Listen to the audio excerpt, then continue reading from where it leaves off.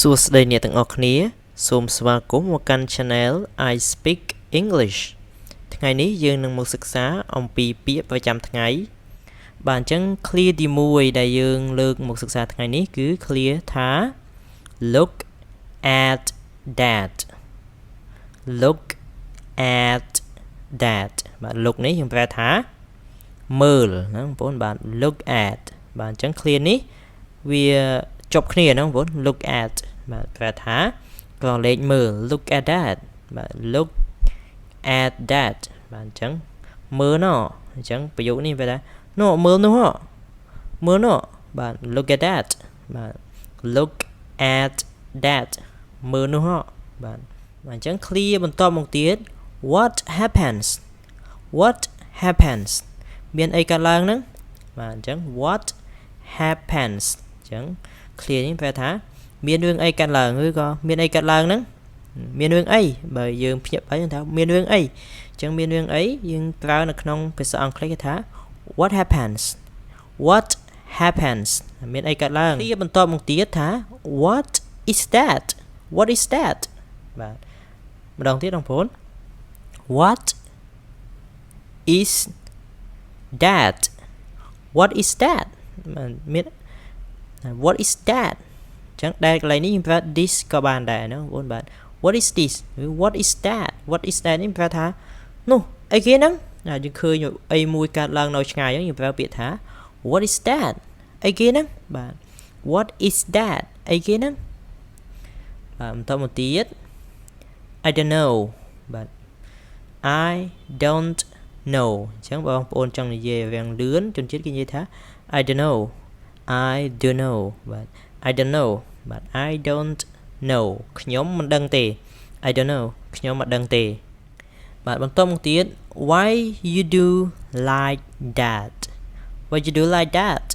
you do like this បាទ why you do like this ក៏បានកន្លែងនេះបាទកន្លែងនេះបងប្អូនដាក់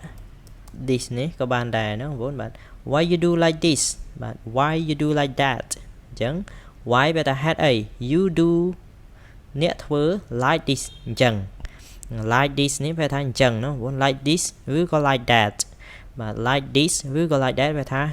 អ៊ីចឹងបាទ why you do like this why you do like that មិនក៏អ្នកធ្វើអញ្ចឹងបាទ clear បន្តមកទៀតថា I'm sorry បាទ I'm sorry បាទអញ្ចឹងយើងនិយាយថា sorry ហ្នឹងពាក្យហ្នឹងគឺយើងនិយាយថា sorry ណាបងប្អូនបាទ I'm sorry បាទខ្ញុំសុំទោស I'm sorry បងប្អូនចេះច្រើនហើយបាទបន្តមកទៀតថា it's my bad បាទនេះប្រែថាអាក្រក់អញ្ចឹង clear កន្លែងនេះយើងប្រែថាវាជាកំហុសរបស់ខ្ញុំបាទយើងអត់ប្រែថាណាវាជារឿងអាក្រក់របស់ខ្ញុំទេណាយើងប្រែថាវាជាកំហុសរបស់ខ្ញុំអញ្ចឹងបើយើងចង់និយាយថាវាជាកំហុសរបស់ខ្ញុំ it's my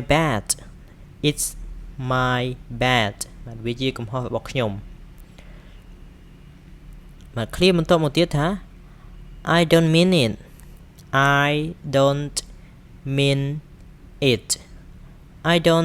mean it បាទទៀតបងប្អូន I don't mean it អញ្ចឹងប្រយោគនេះយើងប្រែថាខ្ញុំគ្មានចេតនាទេណាបងប្អូនបាទមាននេះប្រែថាអត្ថន័យឬក៏ន័យអញ្ចឹងកន្លែងនេះយើងប្រែថាខ្ញុំមិនមានន័យទេអត់ប្រែអញ្ចឹងទេណាបងប្អូនថាខ្ញុំគ្មានចេតនាទេអញ្ចឹងបើយើងនិយាយថាខ្ញុំគ្មានចេតនាទេយើងនិយាយអង់គ្លេសថា I don't mean it បាទខ្ញុំមិនមានចេតនាទេបាទឥឡូវយើងចូលដល់ប្រយោគចុងក្រោយបងប្អូនបាទប្រយោគចុងក្រោយគេថា what do you mean បាទ what do you mean អញ្ចឹងប្រយោគនេះយើងប្រែថាតើអ្នកចង់មានន័យថាម៉េចអញ្ចឹងយើងប្រើនៅពេលដែលបងប្អូនស្ដាប់គេមិនយល់មិនដឹងថាគេចង់មានន័យថាម៉េចគេនិយាយមកចង់មានន័យថាម៉េចបងប្អូនស្ដាប់អត់យល់អញ្ចឹងបងប្អូនអាចប្រើប្រយោគនេះបាន what do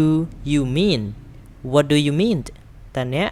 ចង់មានន័យថាម៉េចបាទ អញ្ចឹងក្នុងคลิปវីដេអូថ្ងៃនេះយើងមានប្រមាណប៉ុណ្ណឹងបាទសូមអរគុណបងប្អូនដែលបានចំណាយពេលចូលមកសិក្សាក្នុងคลิปវីដេអូមួយនេះប្រសិនបើបងប្អូនយល់ថាคลิปវីដេអូមួយនេះមានប្រយោជន៍ដល់បងប្អូនដែលសិក្សាភាសាអង់គ្លេសក៏ដូចជាកំពុងស្វែងរកភាសាអង់គ្លេសរៀនដោយខ្លួនឯង